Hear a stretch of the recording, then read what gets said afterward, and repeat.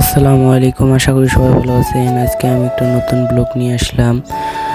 আমি আজকে দেখাবো আমাদের নদীর পার। আমি সাইকেলে করে যাচ্ছি রাস্তা দিয়ে। দেখেন কি সুন্দর রাস্তা, দুই ধারে দুই ক্ষেত, আর এই দিক সোনালী কালার আকাশ, অনেক ভালো লাগছে। আর এই পাশে তোলা। আমি রাস্তার দিকে আসলাম।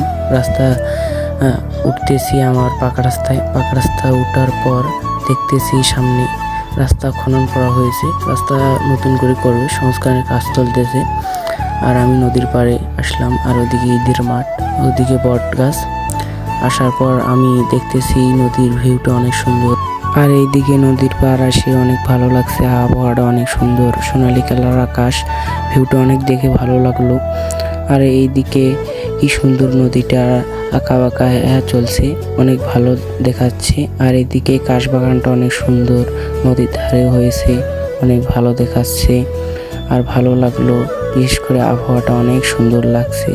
আর এদিকে সিঁড়ি দিয়ে আমি নামছি, নেমে দেখাবো আপনাদেরকে পানি। দেখার পর দেখবেন যে এই পাশে কি সুন্দর দেখাচ্ছে, ভালো লাগে। আপনারা আসবেন, আমাদের কয়েকদিন পর শীতকালে কাঞ্চনজঙ্ঘা পাহাড় দেখা যাবে ধরলা নদীর পাড় থেকে। আর আমি পানিতে নামিয়ে দেখাবো।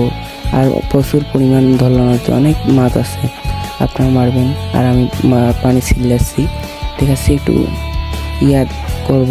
আর একজন বড় ভাই ভিডিও করছে।